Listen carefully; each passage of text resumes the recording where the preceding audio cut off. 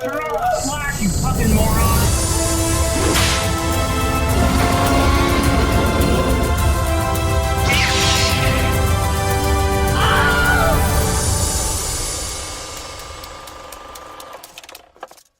Up, up, up. It's our moment.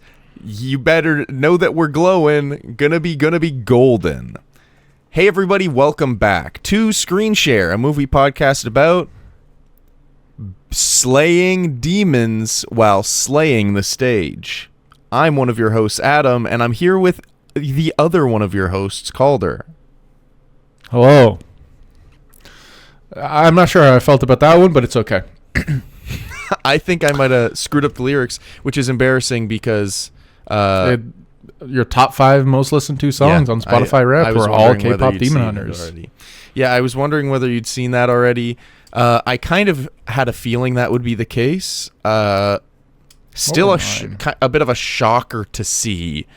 I'm glad that Spotify did top albums this year, which they didn't do last year, because last year's Spotify Wrapped was absolute hot trash. This one was slightly better, but still used a lot of AI, which makes it hot trash also. I mean, they're going to have to use AI. Well, yeah, but I mean, like, the last part of it was the fucking generative AI. I'm talking yeah, that was kind of bad. Can I don't know. Do you have more to say about your Spotify Wrapped? Yeah, so this movie's soundtrack was not my top album of the year, but all 5 of my top songs from the year were not only from the soundtrack album of this movie, but also were the tracks on the album that were the songs performed in this movie, if that makes sense. So there's a couple that are just like more... Oh, like Takedown. They don't really perform the whole thing in the movie. Is that what you're talking about? No, because in the credits more? So the songs were in no particular order were Golden, How It's Done, Takedown, Free, and What It Sounds Like. Love Cries. So no Saja Boys, because honestly, people... You don't like the Soda Pop one? People go crazy over the Soda Pop. I get it. I prefer the girly pop slay, if I'm honest with you. But I'm more saying that those are all songs that Huntrix performed, aside from Free, which was Rumi and Genu. But like, it wasn't like there's 2 Twice songs, like songs by the group Twice on the album, and then there's 2 other tracks that are just songs that are like, what is it called? I don't know what you're saying. It starts with a D. Diegetic? Diegetic. But diegetic means that they are also in the world. Yeah. So there were 2 songs not diegetic that are also on the album. Okay. My point is, anyway, I don't know what the point is, actually. I'm fine to move on to you going now. My top artists were Tyler, the Creator. Big. Released 2 albums this year. I listened to both of them a lot. Yeah. Top songs are Ring, Ring, Ring, Stop Playing With Me, Sugar on My Tongue. That's my top 3. Second biggest artist, Olivia Dean, had Dive in my top 5. And I'm ready to dive into.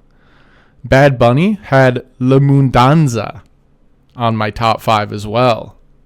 One of the less liked songs off that Bad Bunny album.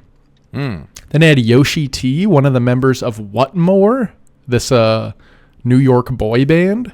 Okay. Sort of, but they kind of make like rap music. More like Brockhampton than 1D or Saja Boys, I guess.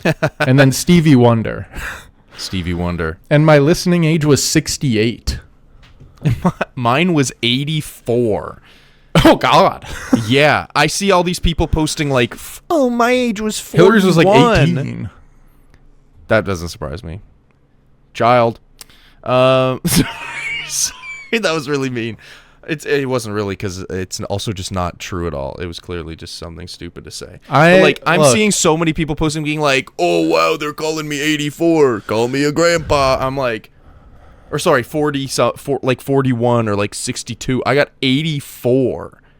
And I don't even know why. You listen to Kpop Demon Hunters. So that's the thing. It said because I listened to a lot of 50s music, and I'm like, what?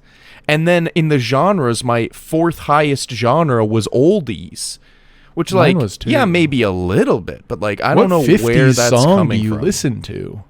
I don't know. You listen to Elvis? Well, here's the thing. Here were my top artists. And I'm embarrassed that my top artist I still don't know how to properly pronounce. McGee. Oh, yeah. MK.GEE. Yeah. That one. He's got my top. the song. He's like, Oh, interesting. So he did have the song that I was my favorite song. I don't know if it was released this year, but my favorite song I listened to this year. But Which anyway, is? he was my Are You Looking Up from the song from the album that was my top listened to album of the year that I'm forgetting the name of just in this moment. And how does that one go? It was how does the album go? No, that song. You Two can tell me how Star the and album the goes, Dream too. Police was the name of the album. It's Okay. Are you looking up? Are you asking why? I've never heard that in my entire life. I don't listen to things it's like very that, I good. guess. But that's the thing. I was in his top 1% of global listeners, which surprised me because like I only discovered him this year anyway, and I didn't think I listened that much. But he was my top Maybe you're artist. just kind of an indie at heart. Yeah.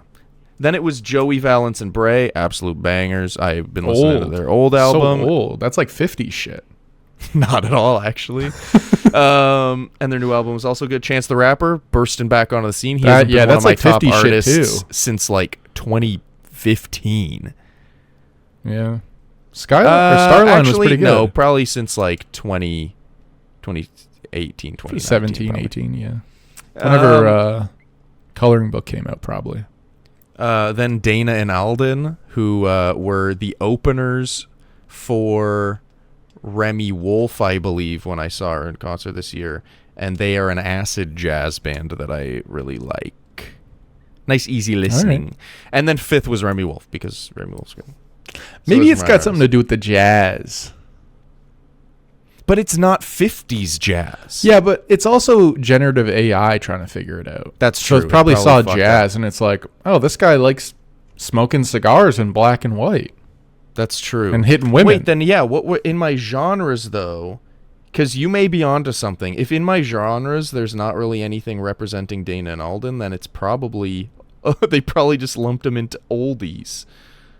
Hey, You're man. so smart. You're a smart guy. I don't know if Yeah, anyone's man, ever said that to you. that's what I do. I'm the smart one, I'm the hot one, and I'm the funny one, and then you're the guy that starts the show. Yeah, that's kind of our roles. So my top genres were pop rap, K-pop, bedroom pop, oldies, and Shibuya Kai. I don't know what that last thing is. Shib Maybe that's something to do with Shibuya K-pop Kai. Demon Hunters. Maybe. Or maybe, were you listening to any Tenacious D? Because I think Jack No. Black says Shibuya a lot. No. Also, you're thinking skadoosh, I think is what you're thinking. Anyway. So, Spotify Wrapped is here. Now that I've gotten my Spotify Wrapped, I can officially just leave Fun Spotify. fact, not everyone cares about your top artist for the last year. Can I say this? So, here's the thing. Obviously, nobody really cares too much about anyone else's Wrapped on any of these apps. That being said, I do like going through and just like seeing. It's interesting to know about people. But like, I think the worst thing is people that are genuinely and earnestly like, oh my goodness, nobody cares about your Wrapped. And it's like, I'm not really posting my Wrapped so that everybody's like, because I think everyone's like, oh, I wonder what Adam's Wrapped is. Even I'm not like that. I don't want you to feel judged in this. I think anyone posting anything on a fully public story is psychotic. I could only imagine. I do it a lot. I know, but you have different opinions on this, so you can do whatever you want. That's fair. I can only imagine ever posting it on close friends, and I think a Spotify Wrapped, because of my opinions on this, is more of a close friends post. Interesting. But That's also, who fucking cares? And yeah, you know what I've been seeing a lot of? What? If you take Madam Morrible and you flip it around, flip it's it around, it's WW Wicked Witch. I've been seeing that a lot, man. WW Wicked Witch. Yeah. It's literally like the Lady Gaga, like, you could have 100 people in a room, 99 don't believe in you, and one does, and that was him. It's literally that. It felt like sometimes she was in an interview and she was like, "Oh fuck, I haven't said it yet," and then she just like threw it in. It didn't even feel like it was natural. Like at least with the Lady Gaga thing, it's like they're like, "Oh, what Bradley casting you," and then she says the exact same thing, like she's on a conservative news station where they're all getting sent the same script. But it is Michelle Yeoh going like, also, I don't know if you've noticed this. But MM upside down is WW, which means Madame Morrible Wicked Witch. Yeah. Yeah. Which also, I guess, is that a spoiler? Is she No, because she's spoiling? not the Wicked Witch. Oh, really? No. I just took that as her being like, and guys, get ready for me to be the Wicked Witch. Well, like, I guess so in a it's way not she's even like a a wicked... real thing? No. So... Elphaba is the Wicked Witch of the West. Her sister Which Nessa is what is I the Wicked assumed, Witch but of then the I heard East, these things. Which Nessa being Wicked Witch of the East is, it's a tough watch in the actual movie. I'll be honest. They just give her a line in a song where she says, "I'm the Wicked Witch of the East." She goes, "Wicked Witch of the East," And then she gets her ass blasted by a house. Well, yeah, then she gets killed by a house, and then later, Elphaba's like, "Did you hear? Apparently I'm the Wicked Witch of the West now." And it's like, wait. So she was named Wicked Witch of the West after her sister said she was Wicked Witch of the East, but why did she say that? Because it seemed at the time that she only said that as like, "Oh, I'm the sister to the Wicked Witch of the West," but anyway, we don't. Wait, so is Madame Morrible a Wicked Witch? No. Well, here's the thing: in the movie, she is bad, and she does have magic abilities. She can like change the weather and shit. So like technically, she's a Wicked Witch, but as far as like the lore of Wicked goes, I don't think she's a Wicked Witch. That's crazy. I thought she was like the Wicked Witch, and that's why she was saying that. I think she's more saying like, so MMWW, maybe that, guys, it's kind of interesting because maybe Madame Morrible's the real Wicked Witch. Maybe Madame Morrible's the real Wicked Witch is what she said. The fact that they were only letting them eat like 500 calories a day on there. Yeah. I think that's really messed with a lot of people's brains. Yeah. I sent Olivia a video. I don't know if it was real or fake, but at one point, Cynthia Erivo took off Ariana Grande's head, and she had a robot skeleton. Yeah. I don't know, man. Something weird's going on there. Anyway, I'm back on the nasal sprays. Oh, good segue. I've never used a nasal spray in my life. I've got some issues with my nose, as you know. Yeah. Post nasal drip. Can't breathe through my nose. Got a breathing system like a purebred pug. Gives you night terrors. Fucked. Yeah, man. Sometimes I feel like, and I don't want to get too crass here, but like I'm re-emerging from, I guess, the womb, one would call it, where you're kind of like, where am I? What am I? Because I can't really breathe through my nose at those moments. So that's just something to think about, I guess. This is the loudest fucking water bottle lid. Oh, your mic just cut out. Oh, and now he's testing. Back to testing. Oh, we're back. Oh, there he is. I'm just gonna keep it. Oh, like the lid off the whole time, and hope I don't spill all over my desk. Good luck my with that. apologies for that. So yeah, back on the nasal sprays. I don't know if you have anything to add to that. I've never used a nasal spray. Closest thing I can think of that I've used is a water pick. Okay, I have one of those too. I just got one of those from my mom. She said she wasn't using it, so they're pretty nice. I used one consistently for probably like genuinely twice a day for probably like 6 to 8 months. And I liked it a lot. I just fell off of it because it's hard to build new habits, you know, or it's easy to fall out of habits. Oh, okay. I was gonna be like, you had the habit. Yeah. Yeah, water picks are interesting. I don't know. I feel like something's fucking me up. But I went to the ENT, and it was in the hospital. It kind of scared me. And this guy was the most efficient doctor I've ever seen. It's like he'd seen 12,000 people in the same day before me. He was like grabbing things, shoving them in my nose, spreading it, looking down my throat, barely looking, in my ears. Grabs the tissue, no look, grabs the tissue, hands it to me, camera up my nose. Like, it was crazy, man. I've never had someone be that efficient with me. Did it feel especially invasive? When they work, I guess, for the government? No, it just felt like the guy was like, he just knew what he was doing. What the fuck I'm doing. I guess, like, if they're going at an unexpected speed, it wouldn't really, like, give you much stress if the confidence was there. I felt seen. Like, I felt like he had seen me, and I wasn't, like, disappointed with my experience. Like, the doctor saw you. Like, when they said, Dr. We'll just say Morrible, just because. Sure. Dr. Madam Morrible will see you now. And you were like, I wonder if he'll really see me, though. Yeah. Like, yeah, the doctor's gonna see me now, but will he really see me? And he's just sitting there in the corner going, Madam M to W, M to W. And I'm like, guy, I can't breathe out of my nose, really. And he's like, M to W, you wicked witch. Yeah. Anyway, I got a couple other things on the docket here. Stop me anytime you want. How many are there, just so I'm prepped?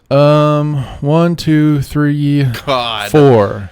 We gotta. They'll be quick. Oh my God, they'll be quick. Jesus. Oh my God. The complaining only makes it longer.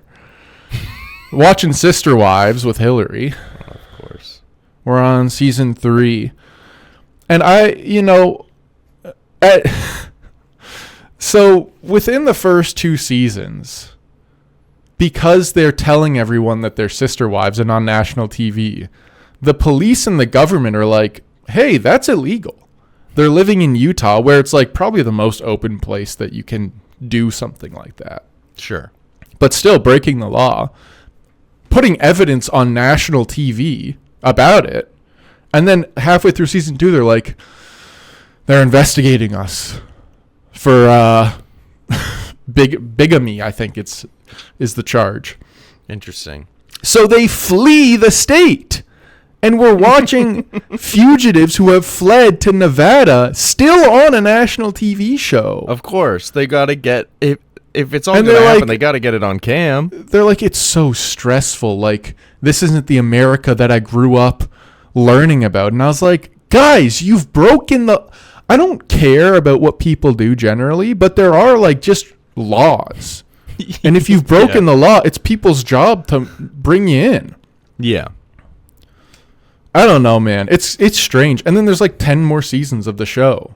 Yeah. So they don't go to jail, obviously. I mean, that shit happens in the Real Housewives shows all the time. So many of them have committed fraud. Yeah. One of them, like, literally got a phone call while in a vehicle with the rest of the castmates about on camera or something. That like the fucking Department of Homeland Security was gonna fucking come. Oh, didn't she go to jail for like 5 years or something? I think so, but like on the show, she's in prison with Ghislaine. She fled. And everyone was like, where is she? And it's like, oh my goodness, guys, I just read an article that apparently she's a suspect in a fraud case. Anyway. Now she's in jail with Ghislaine, man. Not quite the same, but so I'm not big into Sister Wives, but I'm big into Secret Lives of Mormon Wives. Similar. A little bit. But there's one couple where they've kind of offhand mentioned that when she met her, so this one Mormon wife is named Michaela, and her husband's name is Jace. And 2 fucked up Mormon names. Yeah.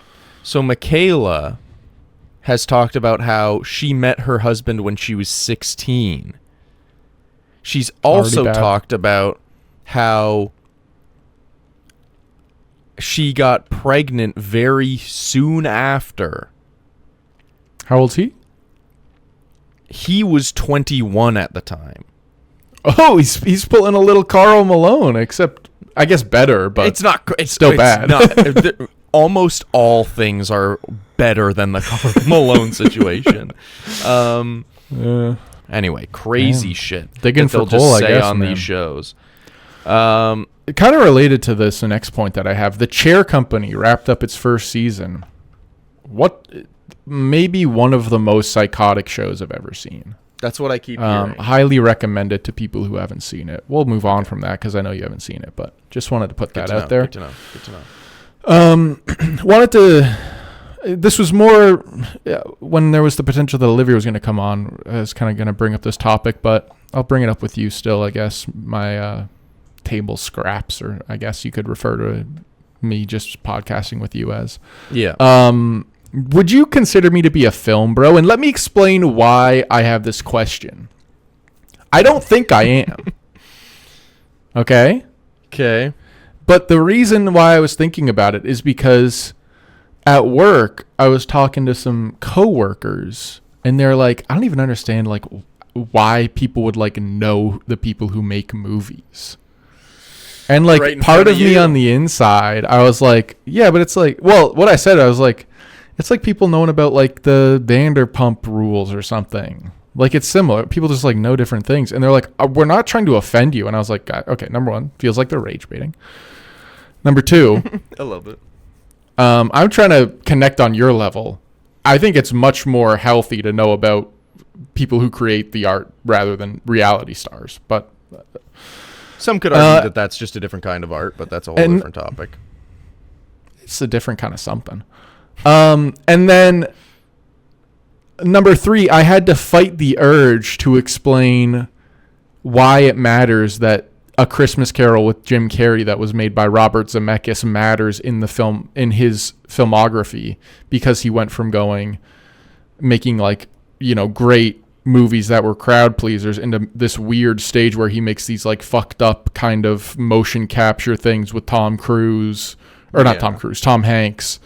And then how he comes out of it as like kind of a husk of himself, where at one point he's making Back to the Future and Castaway and Forrest Gump, things that everyone loves, and then he makes these, 3 movies that are more or less Polar Express, reviled. Christmas Beowulf Carol, and what? and Christmas Beowulf. Carol. Okay.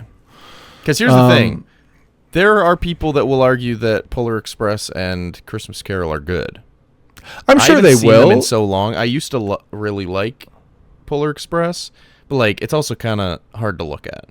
It's more of a thing of like he went from making some like visually stunning and inventive things to getting obsessed with like this weird technology that Wasn't you really might look back and be like, the movies are good, but like they're fucked up looking. Mhm. And Tom Hanks is playing like a little boy. Mhm. And I guess that's kind of like, James Cameron's focusing on Avatar. But Yeah. I think Avatar just generally is more successful than those movies were. But I had to And more fight the inventive. urge to be like, well, you don't understand. Like, it's important to know that at this stage of like one of the great auteurs, he came up with Spielberg.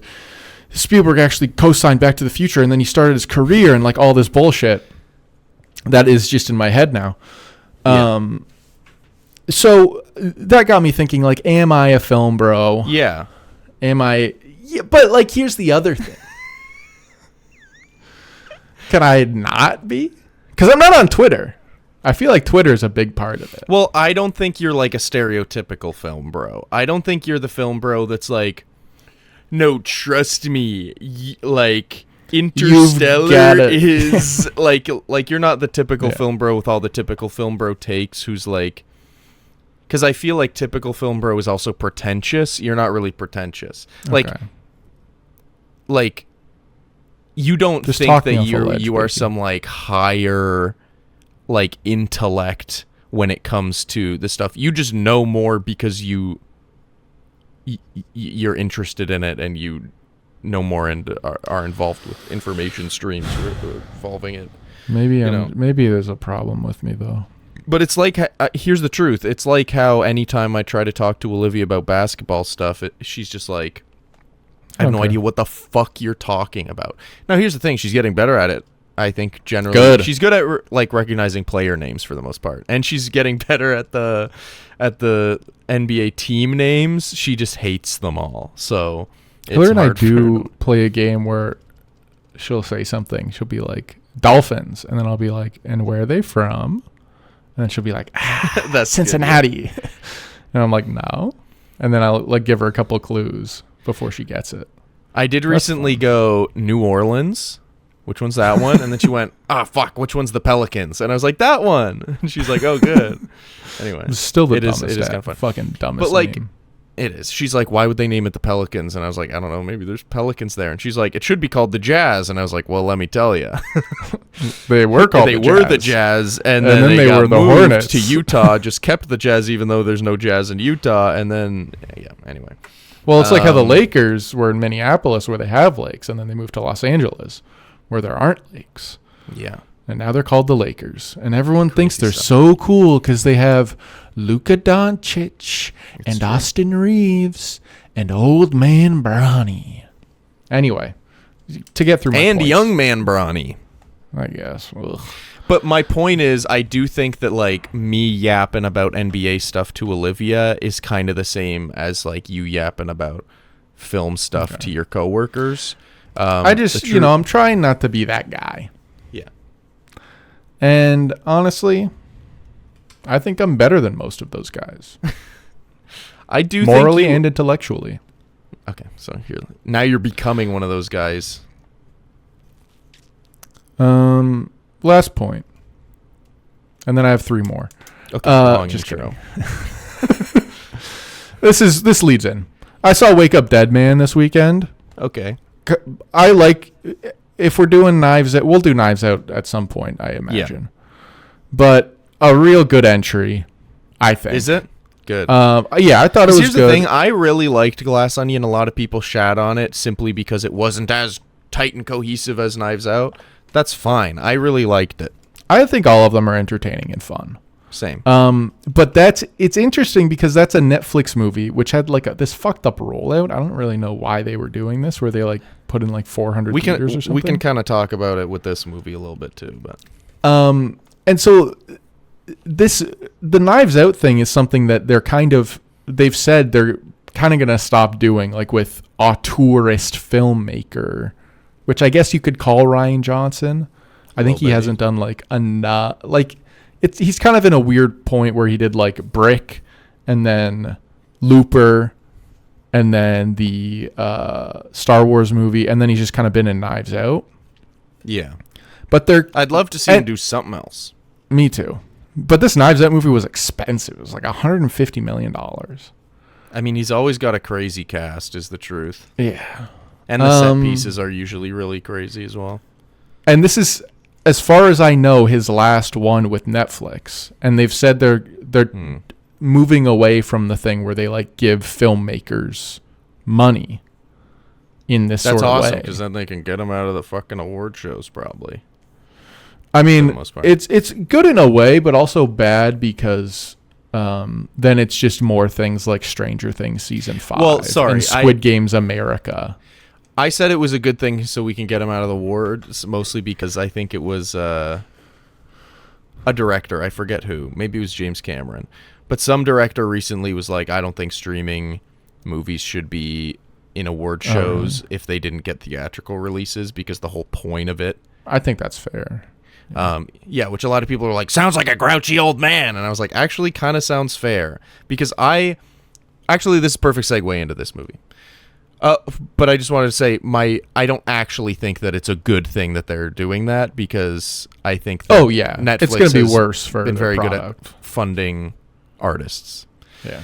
Anyway, but getting into this movie, this was a movie that was Sony made, Sony animated, which makes sense. It's very it looks like Spider-Verse vibes, animation wise. Although we'll get into it, I think it's actually like more cleaned up, tighter, and looks better than Into the Spider-Verse.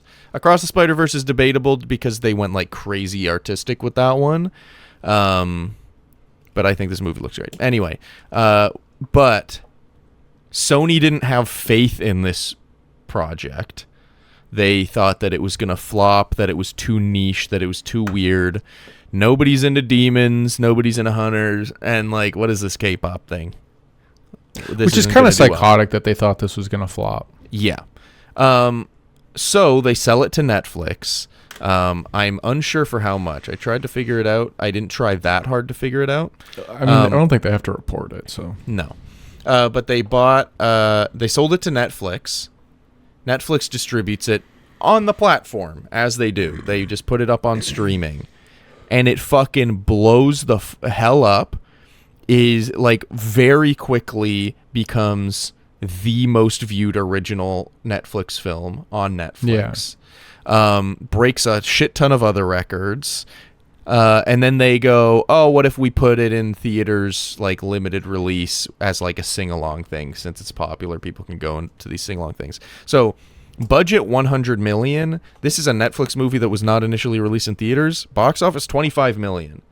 They managed to make 25, a quarter of the budget off of just these sing-along limited releases. honestly, the thing with them being sing-along releases probably turned a fair amount of people away. Yeah, honestly, they might have done a few not, but I'm not sure. But yeah, what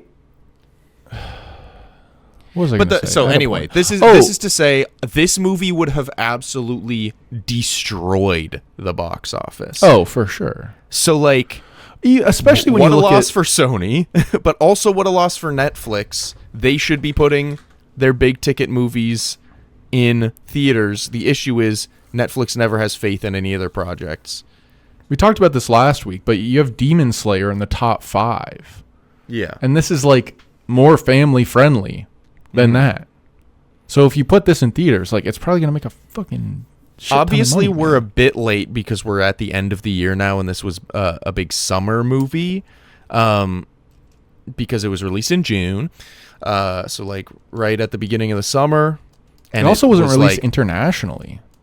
Wasn't? No. Like in you mean like theater? Yeah. Yeah. Yeah, so like that 25 million's all domestic.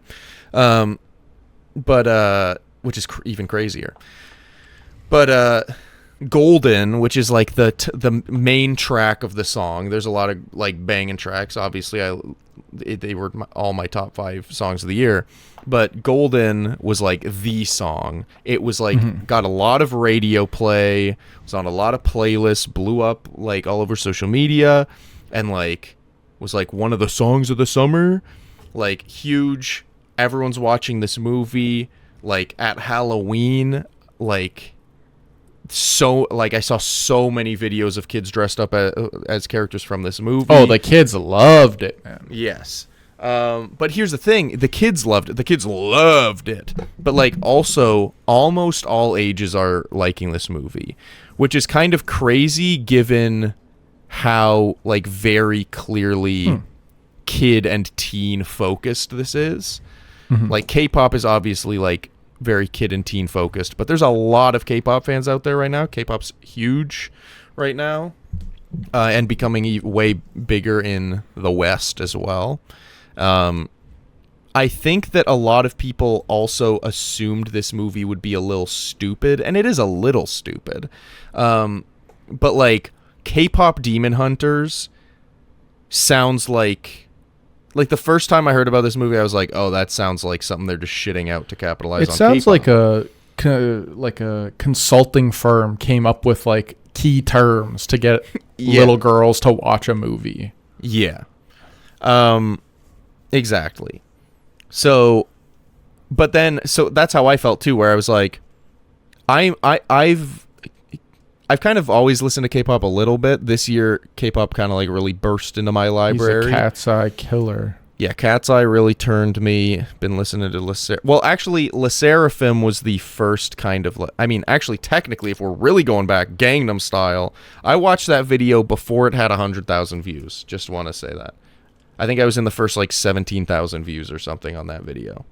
That's interesting. Which is a crazy. And then I came to school and was literally like, "Hey, everybody, look at this video. It's so good." And everyone was like, "Adam, that's stupid. We can't even understand what he's saying." Literally within a week, they were all like, "Oh my goodness, I love Gangnam Style." And I was like, "Remember when I showed you that?" And they were like, "What are you talking about, Adam? Get back in your locker, loser." Yeah, I loved shoving you in the lockers because you're such a big old pussy. Well, this was elementary school, so we didn't know each other yet, thankfully. Yeah, but just the idea of it, I think I had dreams about it. Yeah. Before we met. Well, you in high school, you like to put me in the small top locker. You'd lift me up, crumple me up like a ball. Because you're scared of heights. There. Yeah. And then you'd like set me up just so that my eye was like staring through the peephole so that I'd know how high I am. Yeah. And then you'd lock it. And it was a different key lock every day. And then you'd bend the key. And then I'd swallow it. Yeah, and then you'd swallow just to feel it go down. And then you'd say, "Bye, I'm going home." And then as soon as I get home, I'm grabbing my already packed bags and I'm leaving for vacation. I'll be gone for 3 weeks, and then I'd still be in the locker. Yeah. Anyway, you turn into a school shooter. Yeah, me too. I don't like saying that. I don't like me saying that. You could cut that out. Yeah, no, I don't even need to cut it out. I just don't like me saying this movie was a sensation, though. Yes, it's genuinely undeniable. A phenomenon. In a way that, like, Spider-Verse is also a bit of a sensation, but kind of between the most, I think, between the two Spider-Verses, they put out Mitchell's versus the Machines, which is their, I guess, kind of, is the Teenage Mutant Ninja Turtles. I don't know if that was Sony. But it's like, there's this new wave of sort of 3D animated, almost like cell shaded a little bit. Yeah. This is like a new animation style, which, to be honest, I'm 50-50 on. Mitchell's vs. Machines, I was kind of like, this is a fine, ish fun and movie. Honestly, a lot of them, including Spider-Verse, and then certainly this movie, and even Mitchell's vs. the Machines a little bit, and honestly, The Bad Guys a little bit. I haven't seen Bad Guys, but I'm pretty sure that's along the line as well. But a lot of this very anime inspired in a lot of like the over the top like one shots that are like very quick, big reaction shots, big like dramatic, like a lot of the framing, a lot of the like cinematography of this movie, a lot of like, I mean, this one's a bit more obvious than those other ones because there's literally like, they do whole face sculpt animation changes to like mimic anime style animation, which I think works surprisingly well almost every time they do it. But like all of them, certainly this one, I think inspired by anime, not pacing, but I think pacing of like shots and scenes, not necessarily pacing of the whole project, because I know that's a whole thing. And it's interesting thinking about them not having faith in this, but then putting GOAT in theaters. Yeah, that's another one. Steph Curry basketball movie. I was thinking the same thing. I saw that and I was like, looks like an interesting movie. I would have put that on Netflix, put this in theaters. Now, obviously, there's probably a deal with Steph where it's like they need to put it in theaters or something. But seeing that, I was like, that's kind of like, and it's probably fucking executive brain being like, oh, Steph Curry is attached to this. People will go to the theater to see it, rather than like, is this movie idea interesting enough to get people in the seat? Which, to an extent, which we'll see. I guess. Anyway, should I do the synopsis for this? Zootopia crushed it. Sure. Do the synopsis. I don't know if I'd be able to do it justice. Okay, I'm going to try and do it the way that I thought you would do it initially when I was like, you do the synopses. So this movie is about a group of K-pop stars in a K-pop girl group who is... they are one in a long line of K-pop trios who have been responsible for keeping the demons of the underworld. No, that's actually correct. Thank you for the correction. There's different music genres based on the time, but K-pop trios of girl music groups who have used the power of song to. Who have used the power of song to keep demons at bay and keep them contained to the underworld. Down, boy, down! And then they also, when demons do come up from the underworld, they're also responsible for killing them. And throughout the movie, full spoilers, by the way, Very quick at the beginning of the movie, we find out that one of the 3 girls in this group, which is a K-pop group called Huntrix, the main girl, Rumi, actually is a demon. She reveals that she has the patterns on her body that signify that she is a demon because her dad was a demon, her mom was a hunter. So, which is something that I was kind of like, what's with this trope where people are fucking demons? I don't know. How does that happen? Where she fucks a demon?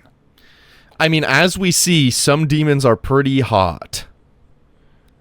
I guess, but also like she had sex with a demon. Not ideal. Are you telling me you like Rosemary's Baby? You don't understand.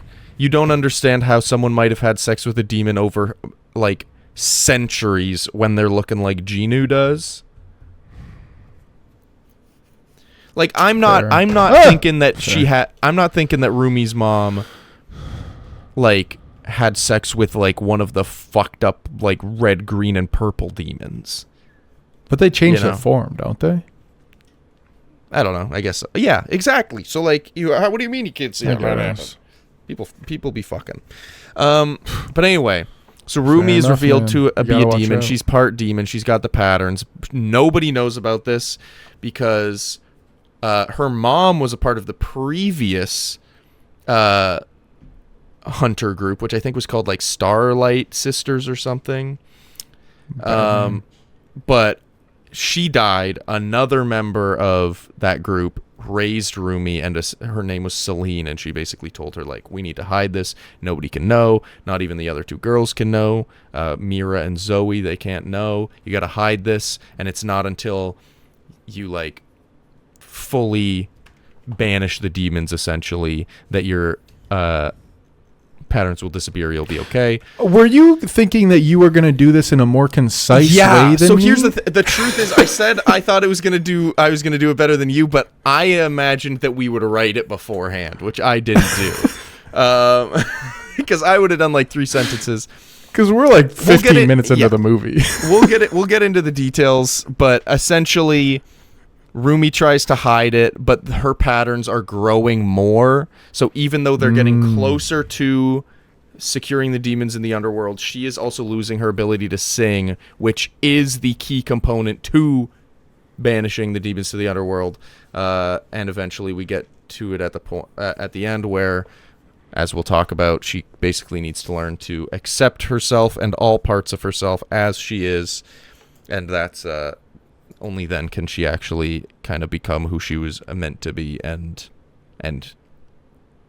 be strong enough to do the job. And the power of friendship and community and accepting yourself. Anyway, and we'll get more into that. Let's start off here. About 40 minutes into the episode. What did you think of the movie?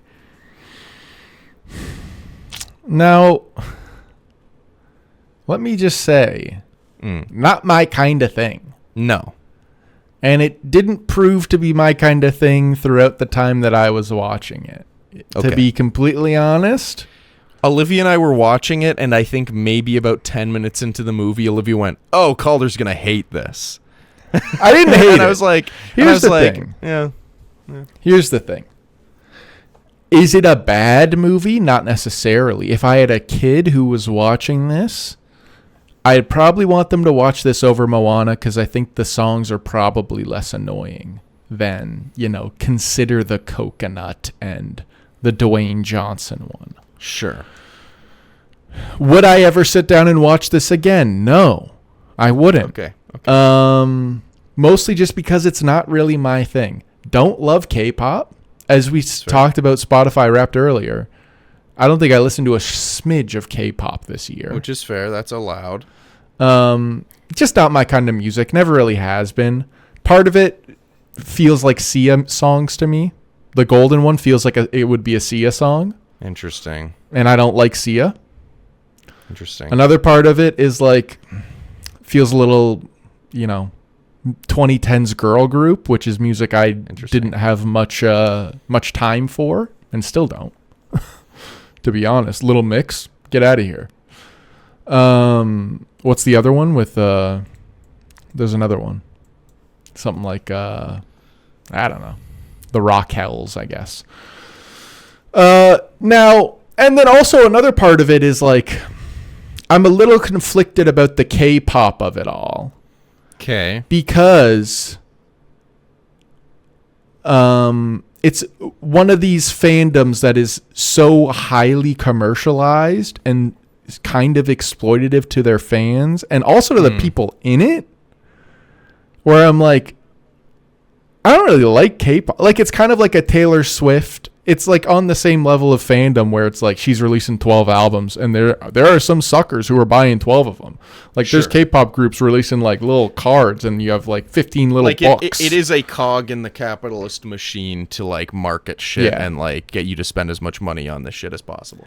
Which happens with every artist, but there are some where it's like so it's so like vicious and malicious, like the Taylor Swifts, like the sort of like The Rock and the stand-up comedy dudes who are like branching off into like, oh, I have an alcohol, I have a thing, I have a different thing, get your loans from me, whatever.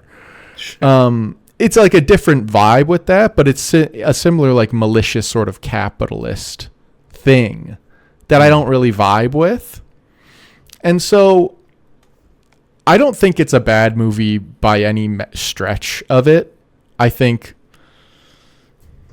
the songs are fine. None of the songs I disliked, but none of them I was like, oh, I'd like to hear that again. And the story didn't surprise me at almost any point. Okay. And even when she took her little jacket off and revealed the patterns, you weren't like, oh, wait a second. I mean, gonna be completely honest here, a lot of Turning Red was popping through my head during this movie of like, girl who has this other form that she's trying to fight that, it kind of comes out in emotional situations. Yeah, but in Turning doesn't Red, want people she to know. Like embraces it very quickly and starts using it and is like mostly in the panda form.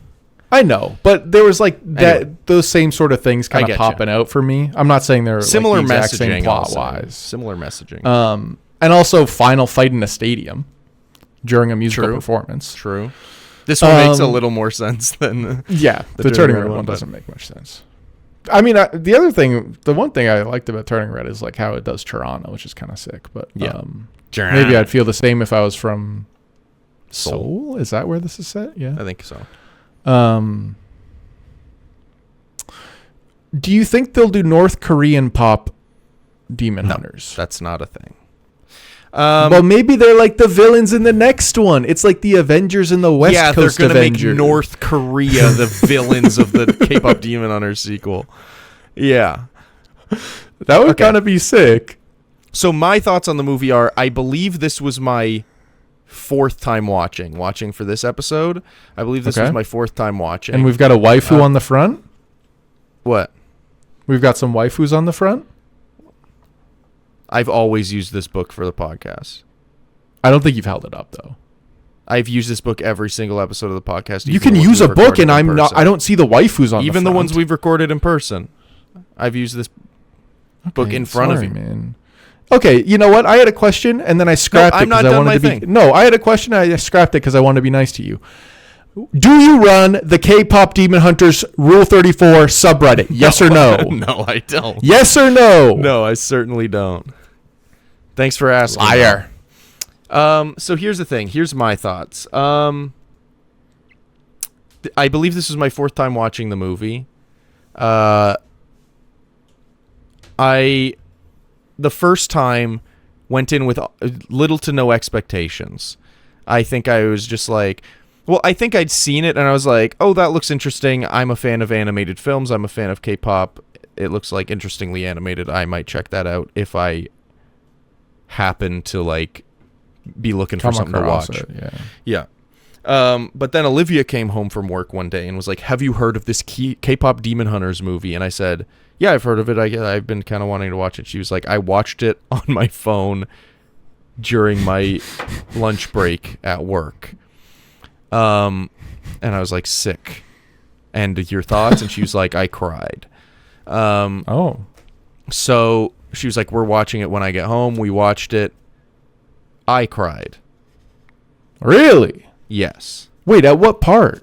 I cried at the end during What It Sounds Like, when Rumi comes into the theater and starts. I think What It Sounds Like is easily the best song on the album. Or, Only sorry, number in 5 the on your movie. Spotify, though. It was only number 5, but that's because it's not all of the other songs I can listen to almost any time. What It Sounds Like, I feel like I need to be in the right headspace for, because it's like it is very like it's very slow. It's very earnest. It's like Rumi's heart is pouring out because she's spent her literal entire life feeling like this core part of who she is not only a mistake, but it's something to be. The whole thing with the demons that Jinu's always talking about is that, like, the demons are held captive through their shame. They all have a shame that like keeps them enslaved to Guima, who's like the big flame guy, which I do think Guima is like a little corny, but like all these demons are like enslaved to him through their shame. He like controls them by like using their shame and reminding them of their shame. And like when Jinu is telling Rumi this, she's like, "You're lying, it's bullshit, I don't have anything I'm ashamed of, I'm proud of who I am." But she's talking about like K-pop Demon Hunter part. Like she is like not so the demon part. Not the demon part. Because her whole life she's been told, like I said, not only that that's a mistake, but it's something to be ashamed of. It's something to hide. It is the worst part of her. And that she, like, her life's goal is to get rid of that part of her. To eliminate that part of her, not only from the world, but from herself. And it's not until, like, she has this realization that, like, this is a core part of her and nothing can change that.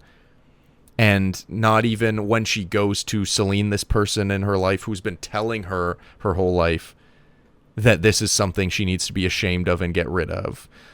Like, she basically begs her to kill her because she's like, I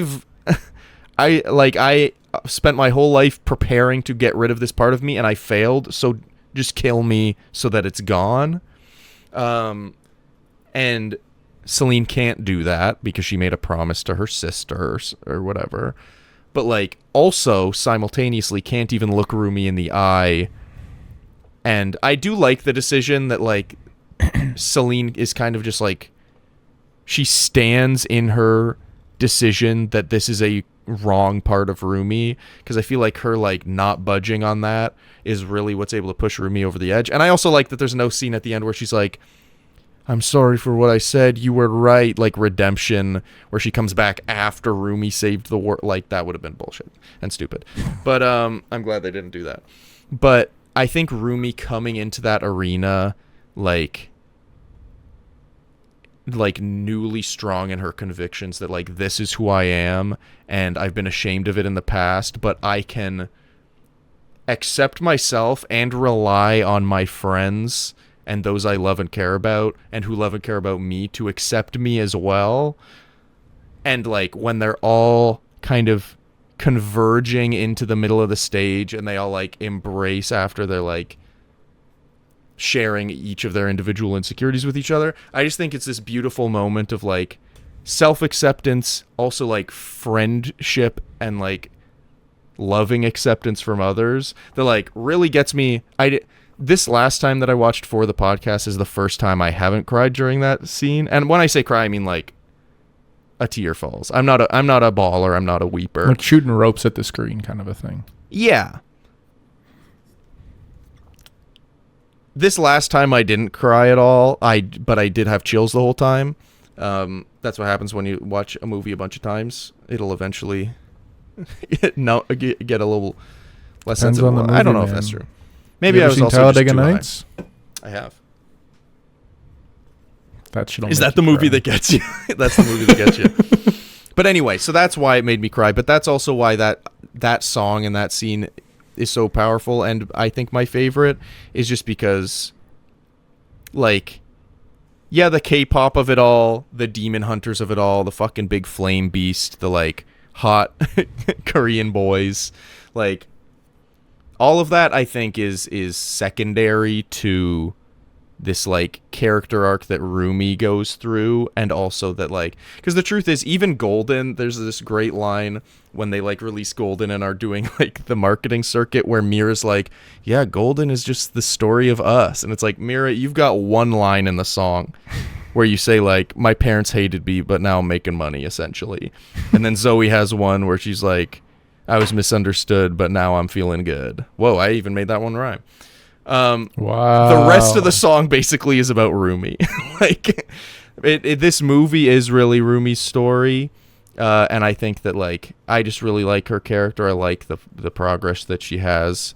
I love the music, but I'm also a K-pop guy. I had this realization, maybe like not a year ago, but maybe within the past year, of like, I've rarely listened to a K-pop song and been like, this is one of the best musical arrangements I've ever heard. But it's music that is just very fun to me.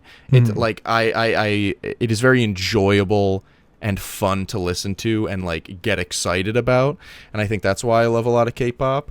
I mean, it's very like maximalist, and I think you kind of ways. like that.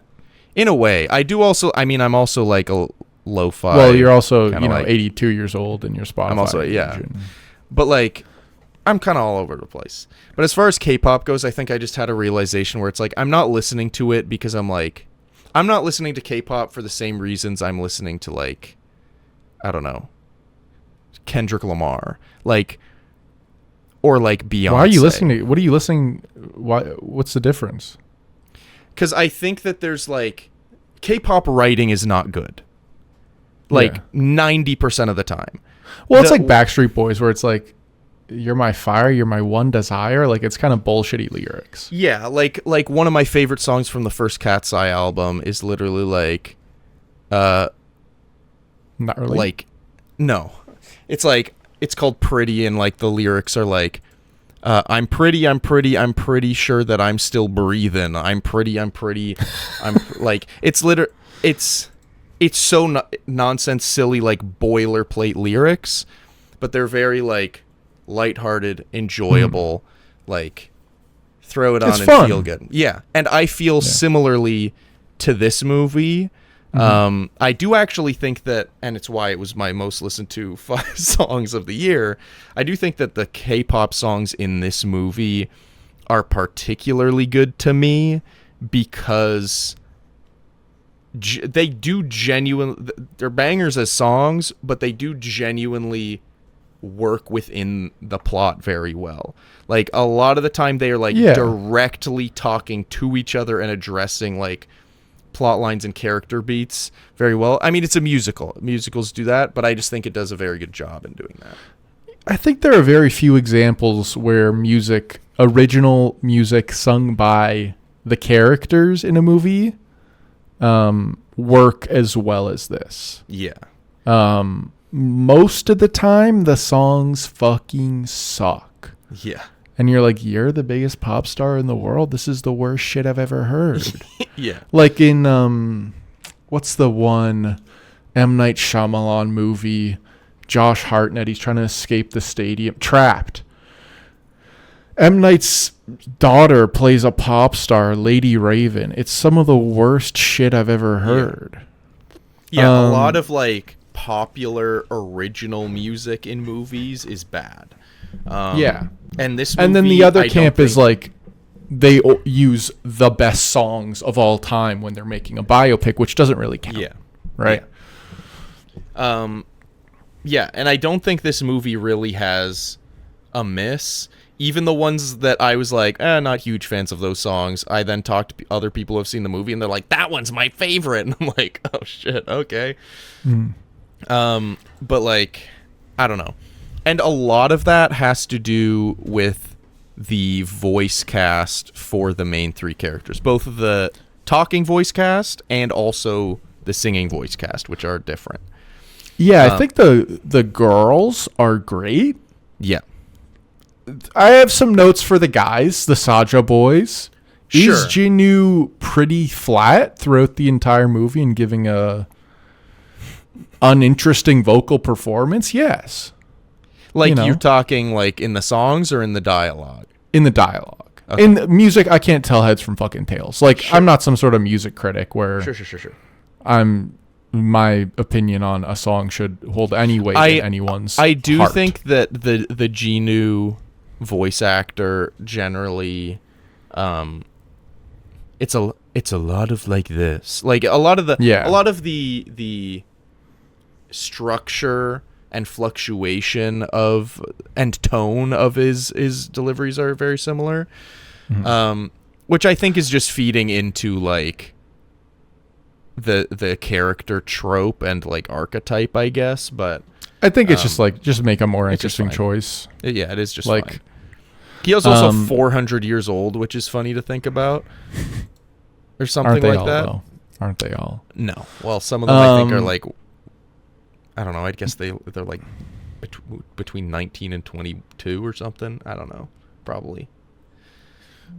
Yeah, you should probably close down that Rule 34 subreddit.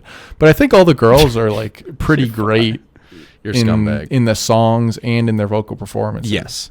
And I think like the humor, is it like the stuff I find funny? No, but I could see how like this movie really could work for someone. Yes. I think my big note with this movie is it's just like it's not your thing. I don't think it's made for me with me in mind. Not that everything has to be, and hopefully not everything is, because that would be pretty boring. And I think just kind of for that reason, I was like trying to be open with it, trying to be like into the songs, and I was just like, it's just not clicking. Maybe if I watch it again, it would click. Maybe if we, hit the vape and. Well, let me also ask you this. Did you watch it all by yourself? Yeah, on my laptop too. If I watch this in a theater, I think it's like I probably have a better also just think, with it. Yeah, I do also think that while watching, I was imagining you watching it by yourself, and I was like, "There's not a shot in hell." Can I be honest? I was watching it by myself on my laptop in my car. Yeah, so like you're not gonna like it. And also the truth is it's just not really your thing, which if I can just make an aside, we won't talk about this for too long because we shouldn't talk about podcast planning things on the podcast, but that's kind of how I feel about the Scream franchise. Imagine I made you watch 7 weeks in a row of Kpop Demon Hunters style films. I'd live. Okay, well, there you go. Brother, you can make me watch whatever you want. That's true. But, okay, so I'm still going to try and find some good and a little bit of bad.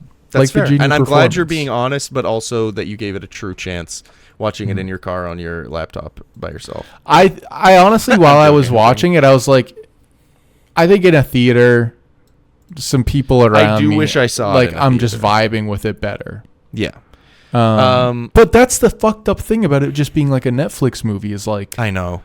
There was really no chance. I'm not going to a sing-along. Like, that feels like Taylor Swift Eras Tour kind of a thing, where it's going to be a nightmare with a bunch of kids screaming. But if they, like, released it in theaters, I probably would have given it a try, because there was a couple dead months there in the summer where there was really nothing to see. Yeah. Well, that's the thing. I feel like this was the big movie at the beginning of the summer while being on Netflix. And I'm like... Can you imagine if it was a theatrical release? It would have fucking dominated, like it already did, but it would have absolutely dominated the cultural discussion at the time. Because there was like, here's the thing, it was so without giving too much away, at the job that I currently work, I go to a lot of like events and stuff, and like festivals and blah blah blah bullshit like that. Anyway.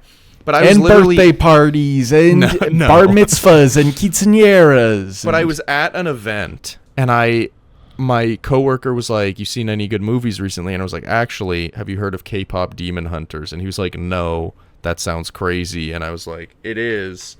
But also like, and then I kind of told him about it, and I was like, "But genuinely, like, I really loved it." He's like, and I was like, "And it's kind of blowing up like some of the songs are like everywhere right now. And he's like, I've not heard any.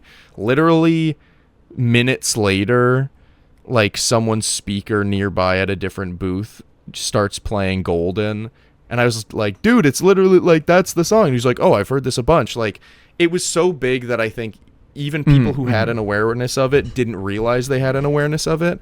So I'm like, if it was a theatrical thing and like was much more in front of people's eyes, I think it and like been, actually marketed. Yeah, because here's the thing: once the movie started blowing up, they kind of went, "Oh fuck, we gotta market this thing." That's when they started doing these sing-along theatrical releases. That's when they started getting like the 3 vocal artists: EJ who voices Rumi, Audrey Nuna who voices Mira, and Rhea who I really like.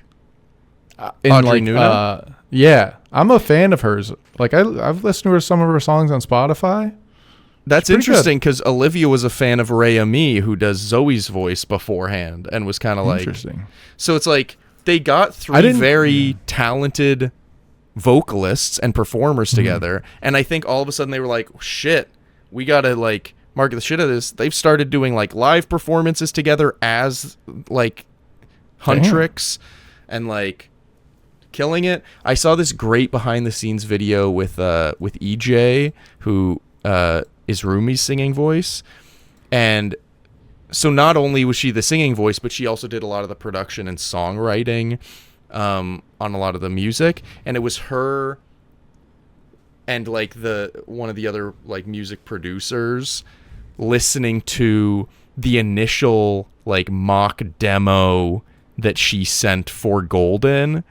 And it's like almost exactly what Golden is, but it's literally her just going like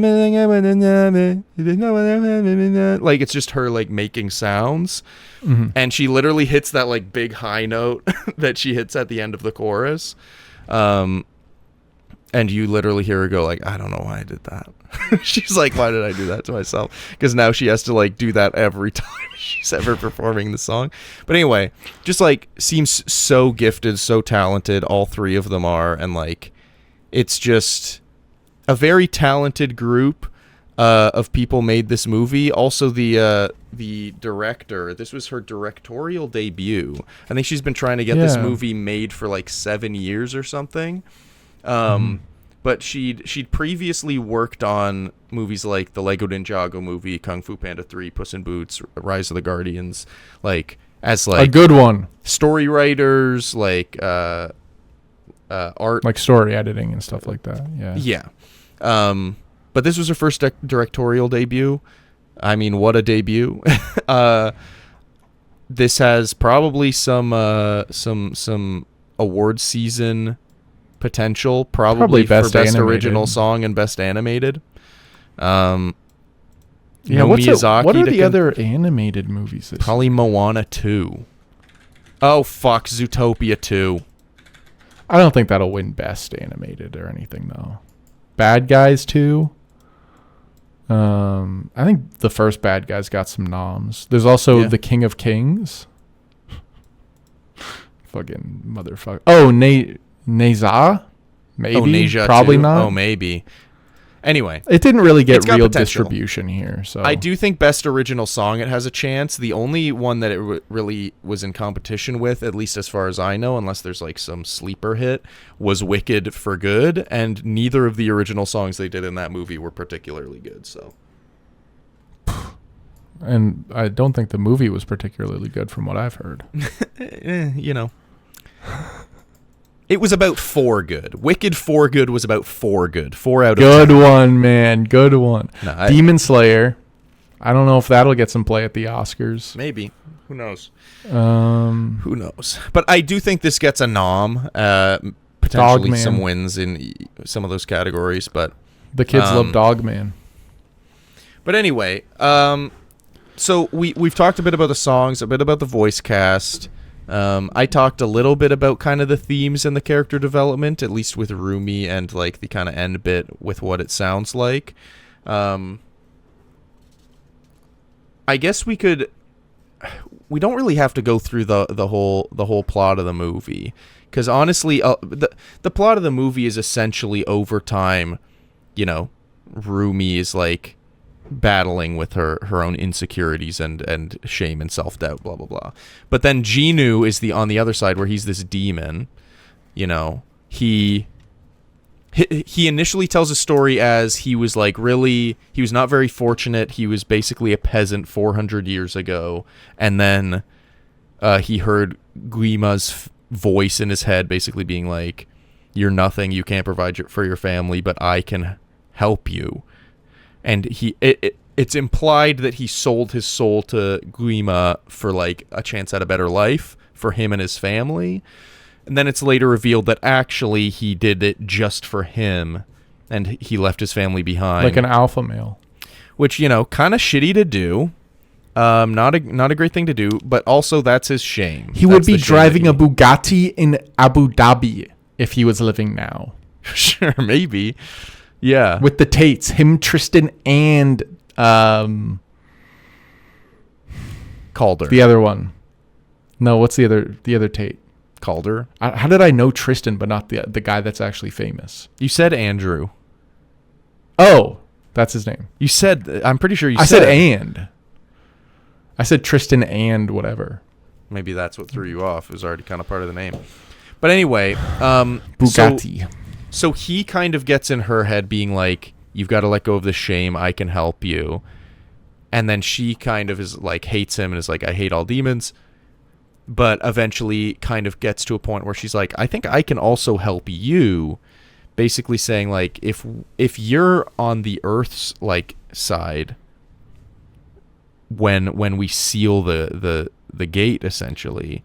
The whole gate sort of MacGuffin thing. I've been avoiding I didn't saying really this get. I haven't been avoiding saying it. I've just not known when to bring it up, or I didn't want to get in the nitty gritty. So they keep calling it the honeymoon, which is essentially like, I think the honeymoon refers to like the people and the community, while also referring to like the barrier that is keeping them safe. And the whole thing, hence the name Golden for the main track, is like they are hoping to turn, once the honeymoon turns golden, then it'll be sealed forever. So they're like, we need to seal it forever. That's why Rumi's like, once it's sealed forever, all the demons will be banished, and thus, like, since there will be no more demons in the overworld, I guess, the demon Wouldn't part of she just herself get banished too? I didn't really understand that. So they're not very clear with it. Here's the thing. I don't think they need to get into the nitty-gritty of that shit. It's not really what's important. A kid's just going to be like, yeah. It's also why it's a little bit confusing of, so she learns to accept the demon part of herself, but also banishes all demons into an eternity of being in the underworld. Into hell. Like, yeah. Yeah. So it's like, I accept the demon part of myself, but all demons who are like me like that are banished and damned. Another thing I didn't quite get is how her voice got fixed. I felt like that would be a bigger issue throughout the movie. I do wish they highlighted it a bit more, but there's a point after her and Genu sing Free together where the voices in his head are gone, like Guima's voices in his head are gone, and her voice has returned. And it's like, that brings it back. Yes, because there's a point where they finish that song after she hits a note and she literally like is going like, whoa, my voice, and he goes, I don't hear the voices. And I think it's a thing of like, they both reached this point of like euphoria. Accepting each. She hadn't fully accepted herself yet. He hadn't fully accepted himself either. But they'd fully accepted each other to this point where they're like, regardless of whatever shame we have, they hadn't fully like embraced their shame and accepted it as a part of who they are, but they'd been like, regardless of this shame, we can still decide to fight against the forces that are like keeping us imprisoned by the shame, essentially. And okay, so I think them like taking a step towards acceptance of self, I think healed that part of them a little bit, just enough. Okay. It did feel a little bit like she needs to sing now, so her voice is going to be It is a little convenient. It is also, I will say this, it's a tight 90. You are someone who is always harping on how long movies are. You picked some long ass fucking movies for this podcast. I chose a tight 90. I'm not worried about that one as much, honestly, these days. All right. I've been getting into some longer movies. Longer movies aren't bad. It's just when it's like all of them. I'm liking getting into the longer movies. You know what I mean? Fair. Like you sit there and you're like, this is where I am. Well, we're about to watch Knives Out 3 Avatars in a row. Wake Up Dead Man is like a 220. Well, that's the thing. I think there's just a lot of movies that are like 230, 220 that could be like just 2 hours or honestly like an hour 45. Like there's just a lot of longer movies that could be shorter. I think that's where a lot of the anti-long movie rhetoric comes from us. I think when it's like the superhero slop shit. Yeah. A little Superman, honestly. Yeah. That's what I was referencing. Yeah. Like then it's kind of like get in the editing room, guys, cut some shit out of here. Yeah. And so the truth about this movie is it's a tight 90. It like is pretty efficient with like getting through its story beats, but it still spends just enough time with characters that we're like, we know these characters, we kind of like understand their ins and outs. We get like some pretty significant development for the characters that like are primarily highlighted in this movie. I will say that animated movies do tend to be short. Yes. Aside from Avatar, they tend to be pretty short. What are you talking about? Spider's live action in that? I guess he can breathe. Did you forget his name is Spider? Is that why you I forgot that he existed? Yeah, he's the least interesting part of those movies. Well, I mean, he's just in a one too. I don't really get that, but I just think that like it this movie accomplishes what it sets out to do very efficiently and in a very like crisp and like tight way. Like it's I think it's a good product. They don't really waste any time. I do think that like once in a while I'm like, this is an ADHD film, which maybe that's why I like it so much, where there is like a lot of shit happening pretty quickly. There is like a sort of humor that animated movies are taking on that I am just kind of like averse to. Maybe it just doesn't tickle my brain in that way. But yeah, where it's kind of like screaming, I'm screaming, I'm shouting, I'm so excited kind of a humor where I'm just kind of like, what the fuck's going on here? Yeah, which I think most of that in this movie, they do kind of give to like the Huntrix girls, and usually when they're like getting excited and it's like when they're bonding or whatever. So I think they use those times effectively, but I do agree that there is kind of like an animated movie humor that a lot of movies are taking on now that this movie also does. Not necessarily bad, but you know. No. There's like a lot of humor in this movie where I'm like, that's child's humor that doesn't really work on me. I do think there's also some humor in the movie that works on me. Yeah. Usually the more... not a lot of the jokes work on me in this movie, but I think a lot of the more like subtle stuff does.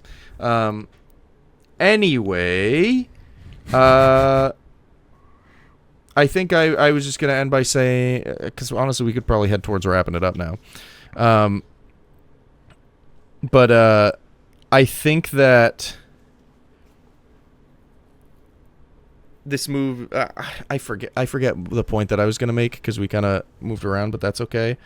I just think that this is like, if I had kids and my kids were into this, I'd be ecstatic about it. Oh, I remember what I was going to say. I feel the same way. I mentioned before, that I saw a lot of videos of people like kids dressed up as characters from this movie for Halloween, which in general I just really like.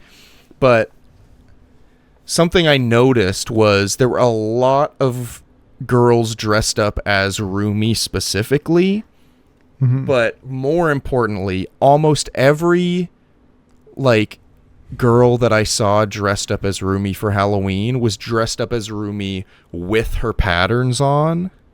And I think that like that to me is the movie accomplishing what it set out to do, which is like not only are these girls dressing up as a character who represents like acceptance of self, but they're also dressing her up as her in the way, like including the part of her that she was ashamed of and then had to learn to accept in the film. Like I think there's just something so sweet about that like these girls are like, I want to dress up as Rumi, but I want to dress up as Rumi like marked, like with the demon patterns. Like that's the Rumi that I like. That's the Rumi I want to dress up as. And I think that is just like a really sweet thing. A lot of the themes of this movie are like acceptance of self, friendship, sisterhood, like all of these things. I think it's very important. I'm saying this as a someone who's been a straight man my whole life. So like, well, I haven't been a man my whole life.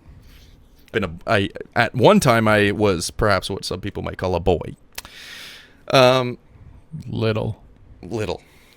But so obviously I don't have like direct personal experience with this, but I think just seeing the impact it's had, and especially knowing just in general kind of throughout history, but especially right now, how much like the younger generations, but specifically younger generations of women are being like funneled with content, just like encouraging them to change every aspect of themselves.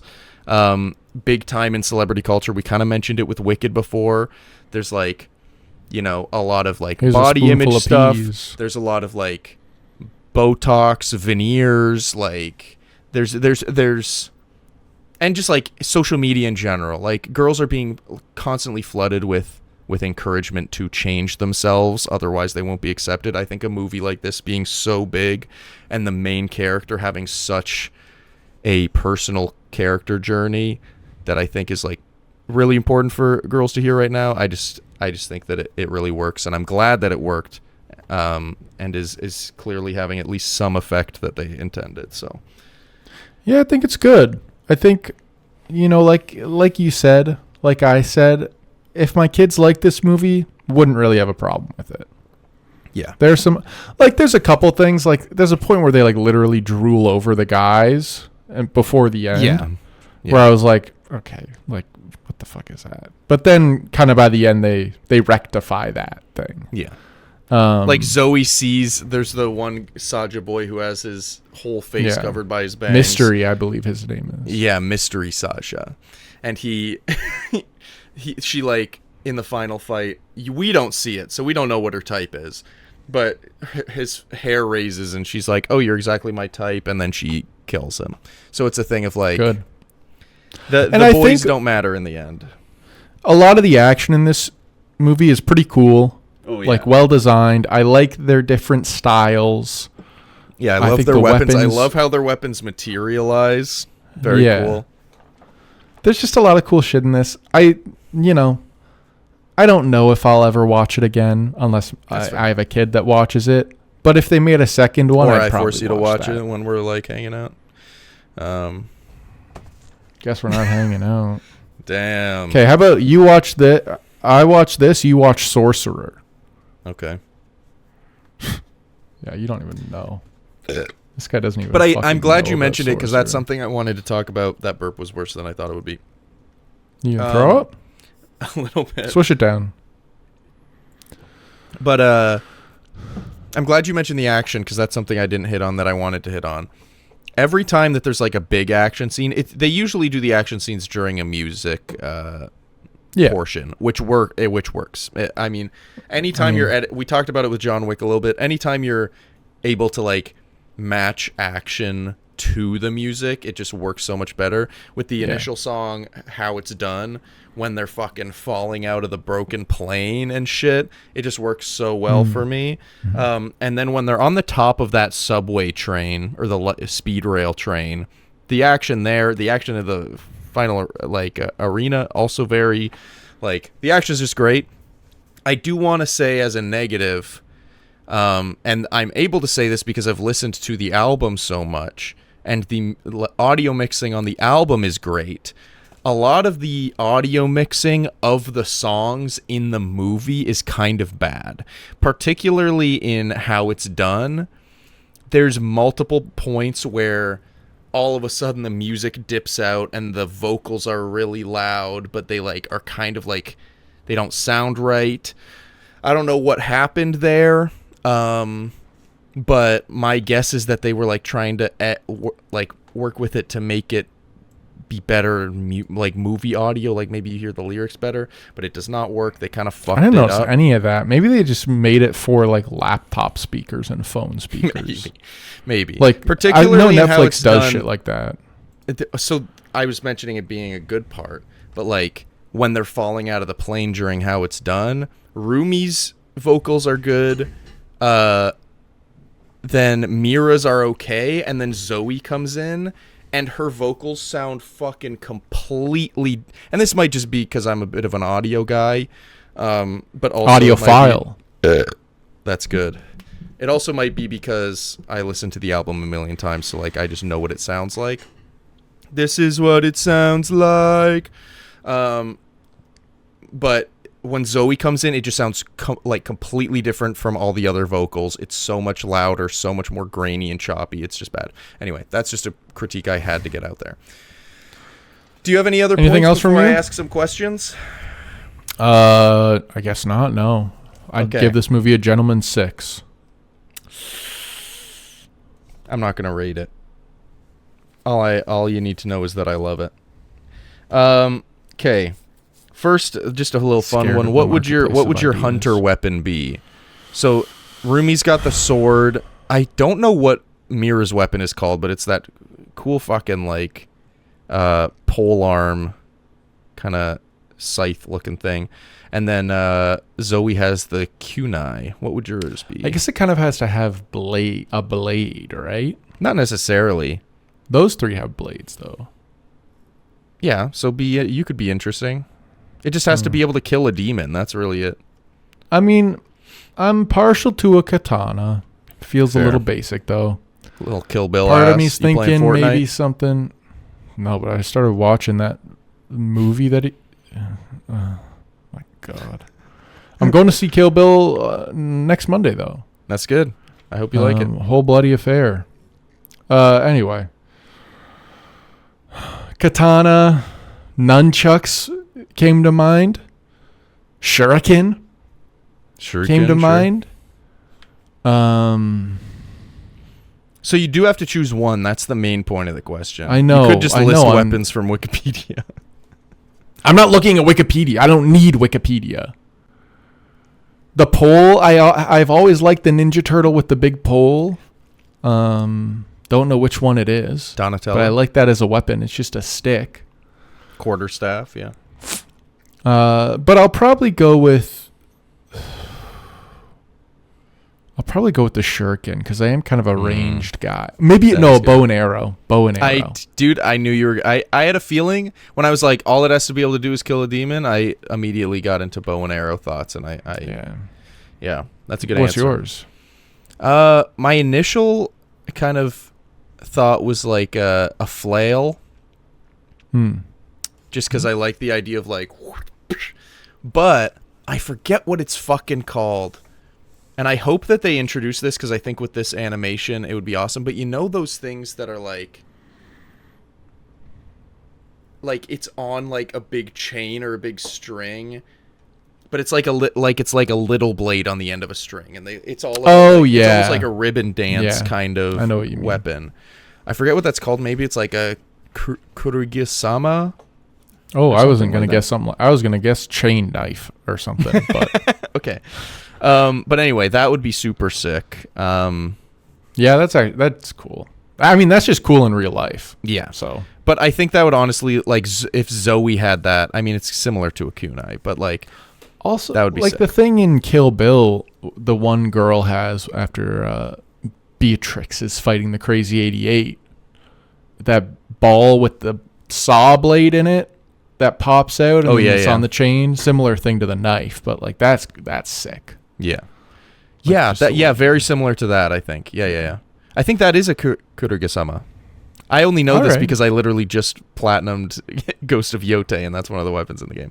But another one that would be cool, also only know this because of Ghost of Yotei, but is like an Odachi, which is just a huge fucking sword. Like it's Bayonetta? Like it's basically I a don't know if katana, Bayonetta but like is a 3 sword. times the size, and it's just like huge, heavy. That would be pretty sick. Anyway, Like Dark Souls? Sorry, which I was trying to Saja talk boy over do a you fart. like but most? I And like. which do you like the least? I thought I was gonna like Abby because he's voiced by Pro ZD, allegedly, but I don't think he says a damn word. Does he? Let me check. Let me check. Like, I don't think the other Saja my boys goodness, you're really right. say much of anything. No, but they each have a little. Well, some of them have little moments. I'd say there's 2 that don't get much content. And honestly, that's Mystery, and then what is it, like Romance Saja? I can Yeah. only think of Abby and Mystery and Jinu. You can't think of Baby Saja. I got nothing. Gaga. You don't remember that part? Is he voiced by Alec Baldwin? I don't know who he's voiced by, actually. I like that you're leaving it open to him potentially being voiced by Alec Baldwin. I mean, I don't know. Maybe, I don't Maybe. know. But I mean, Baldwin is the boss baby. I hope he gets asked about that on the Adam Freeland interview that he did. yeah. So the I'll watch first that time that tomorrow. I watched this movie with Olivia, and Baby Saja came up, I literally went, that one literally looks like a baby, and I mean literally. Like, he actually looks like he's a baby. And then there was a point later where they referred to him as Baby Saja, and he literally said goo goo gaga. And I went, oh, what the hell? Maybe I guess he is literally a baby. But That's a crazy demon. Yeah, he Baby kind of makes. demon? What are you Googling right now to find? Saja boys. I'm He's just the trying one to that looks see like what a they look baby. like. Well, yeah. And then who's the one with the middle part? I think that's Romance Saja. That's the And one that gets the then least. Abby has the kind of like, kind of Yeah. like, not to be rude, but the lesbian haircut. Sure. And then Mystery, obviously, you can't see his face, but looks like he's got a real dome on him. Yeah. Like, and then, of course, Jinu. Gino. Probably Jinu. I don't really like the vibes of the other ones. Yeah. So here's I the di- thing. I'm not one All for of them dyed, make me at colored least hair. a little uncomfortable. Besides Ginu, all of Yeah. them make me a little uncomfortable. Baby Saja in particular, but he almost makes me so uncomfortable that it like overflows into I kind of like Baby Saja because he's literally just he comes into the songs and raps, and then he chugs hot sauce on that game show and says goo goo gaga, and I think that's basically all he does. I didn't understand with the ab one why their eyes were turning into corn and then popping. I didn't get that. I think that's I don't know if that's an anime thing already, but I think it's just like similar to that, like it's so hot that it's popping the corn. Like Why are they corn? their eyes turn to corn so that they can turn to popcorn to communicate how hot it is. Part of me was like, is it like the shape of the abs? That's also it. So they can make Okay. the shape of the abs in the corn. I also do like that when Mira kills Abby Saja at the end, she cuts his abs in the ab. Oh yeah. That's kinda sick. Anyway, it's just a little silly details like that. Anyway. And honestly, those are the only questions I had. I'm fine to move to kind of wrap this up. Honestly, I had one question. It was, how are we feeling about Avatar? I'm genuinely actually quite excited. Okay. I've just to give some context, maybe I'll give this context again at the beginning of next episode.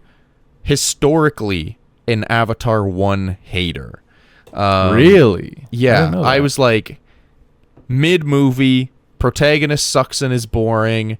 It's only the like top grossing film of all time. I don't think it is anymore, but at the time it was. I mean, Top grossing what film is of it, all Endgame time and then- because it like it was the movie that came out when 3D became a big craze in theaters. So everyone was going because it was like the first movie that was like, you've got to see this in 3D. So it got fucking everybody out. Like, it was more like, my thing was, it only did so well because it was a cool tech demo that everyone wanted to be a part of, not because it's a good movie. And I kind of stand by that. That being said, and I rewatched it, also still didn't think it was that good. So we'll see what I think upon this rewatch. Yeah. Okay. And then I watched Avatar: Way of Water, and I was like, that shit kind of slapped. I watched it again in theaters after, and I was like, it slapped less because it is long.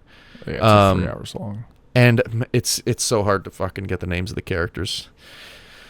I'm going to have to write them down. Baby Saja. But I did really love Avatar: Way of Water. I'm excited for Fire and Ash. I hope it doesn't absolutely flop. I hope it's not boring. I hope I don't fall asleep in the theater. But we'll see. Yeah, we'll see. James Cameron said if it doesn't make enough money, he's done. So really? Yeah. He said like he won't even do 4 or 5? I'm going to put a book out to wrap up the last hanging plot hole. It's going to make money. It's going to make them fucking money. I think he's just trying to guilt trip everyone. That's fine. Oh, well. I think they're already making 4 and 5, too. So yeah, I don't man. really know how that would work. They've been in pre-production for years. I think it was that he wouldn't direct them. He would make someone else do it. Oh, okay. And either way, stupid. It'll make a ton of money. Probably not as much as Way of Water, but yep, enough. Anyway, wrap me up. Throw away the key. Thank you, everybody, for listening and watching this episode.